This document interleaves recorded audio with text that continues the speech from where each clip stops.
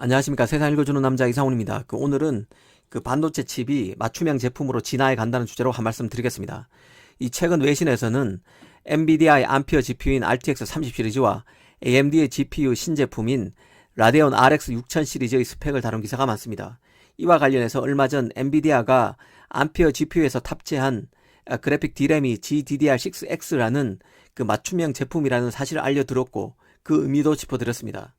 D램 분야 3위인 마이크론에 이 제품을 개발해 달라고 엔비디아가 주문했고 마이크론이 이를 만들자 이걸 탑재한 것입니다. 이런 엔비디아와 달리 AMD는 차세대 라데온 GPU의 그래픽 D램으로 이 범용 칩인 GDDR을 씁니다. 이 범용 칩인 만큼 삼성의 그래픽 D램을 가장 많이 탑재할 것으로 보입니다. 그런데 GPU 분야 1인 엔비디아가 범용 칩인 그래픽 D램에서조차 추가적인 옵션을 붙여서 만든 맞춤형 칩을 탑재한다는 점은 많은 것을 시사한다는 생각이 듭니다.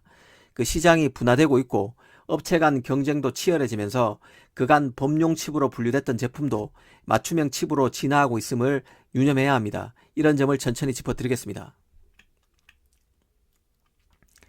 일단 범용 칩과 고객 특화 칩인 맞춤형 칩의 차이부터 따져보겠습니다. 일단 범용 제품은 표준화가 돼서 만들어 놓으면 어떤 고객에도 팔 수 있는 제품입니다. 그래서 범용 제품은 판매처가 많고 재고 부담은 낮습니다. 그럼 범용 제품에는 어떤 게 있을까요? 이 대표적인 게 바로 메모리입니다.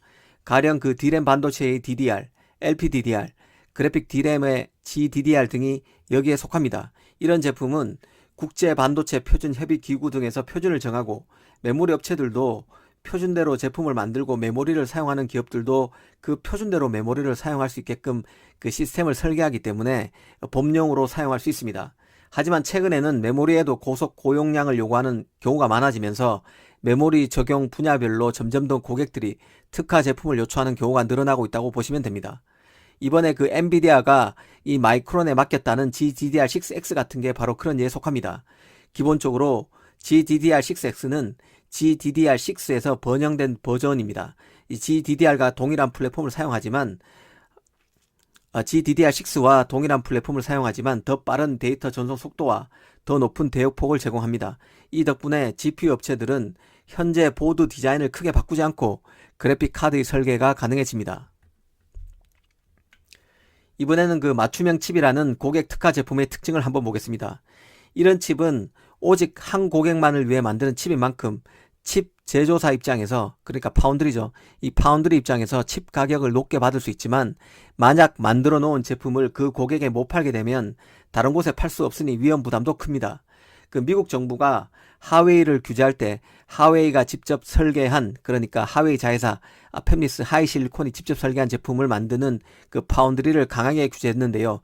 이는 바로 하웨이의 제품에 최적화된 맞춤형 칩을 못 만들게 하면 하웨이 제품의 경쟁력이 바로 죽기 때문에 그런 것입니다. 하웨이가 자신을 위해 설계된 칩을 못 쓴다는 의미는 자기에게 최적화된 칩을 자신의 제품에 넣지 못한다는 얘기입니다. 이는 스마트폰이 됐든 통신 장비가 됐든 하웨이 제품이 최적의 성능을 내지 못하는 문제로 연결됩니다. 이 맞춤형 칩을 납품받지 못한다는 것은 그 칩이 들어가는 제품이 최고의 성능을 내기 위한 필요 충분 조건이 망가진다는 뜻과도 같습니다. 이는 엔비디아가 자신만의 그래픽 D램인 GDDR6X 대신에 범용 그래픽 D램인 GDDR6를 사용할 경우 GPU 성능이 곤두박질 치는 것과 같은 이치입니다. 이 범용 칩과 맞춤형 칩은 기본적으로 생산 방식에서도 다를 수밖에 없는데요. 이 범용 칩은 소품종 대량 생산에 특화되어 있습니다. 즉 같은 제품의 웨이퍼를 낮은 생산 비용으로 많이 만들 수 있도록 장비의 조건이나 공정 조건 등이 생산 효율을 높이는 데 최적화되어 있습니다. 가령 웨이퍼 장비에서 동시에 100장의 공정을 진행할 수 있다면 최대한 100장을 채워서 한꺼번에 공정을 진행하는 게 좋습니다. 달리 말하면 어떤 제품이 공정에 도착할 때마다 바로바로 진행하기보다는 제품을 진행할 양이 어느 정도 쌓이면 한꺼번에 진행하는 방식이라는 뜻입니다. 그래야 소품종 대량 생산에 최적화된 생산 관리에 유리합니다. 이 반면 파운드리와 같은 고객 특화 칩을 만들면 이 다품종 소량 생산에 적합합니다. 이 경우에는 생산 효율보다는 납기를 맞추는 것이 더 중요합니다.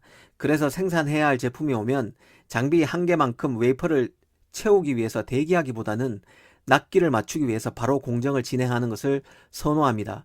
그런데 엔비디아 사례에서 보듯 최근에는 메모리와 같은 범용 칩도 점점 고객 특화 칩으로 분화되고 있습니다. 사실 메모리는 CPU와 한 쌍입니다. 그런데 CPU의 경우 사용처가 과거에 비해 몰라보게 많아지고 있습니다.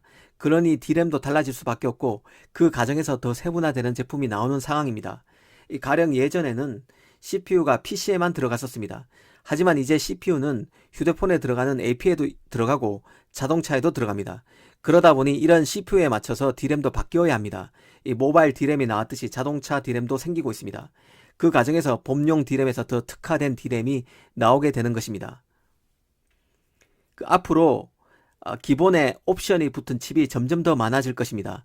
CPU, GPU의 퍼포먼스를 높이기 위해서 팹리스가 추가로 요구사항을 붙인 D램을 만들어 달라고 요구할 수 있다는 뜻입니다. IT 기기 간 연결과 융합이 대세가 되면서 일반적인 기능보다는 특화된 솔루션을 더 요구하는 칩이 많아질 수밖에 없습니다.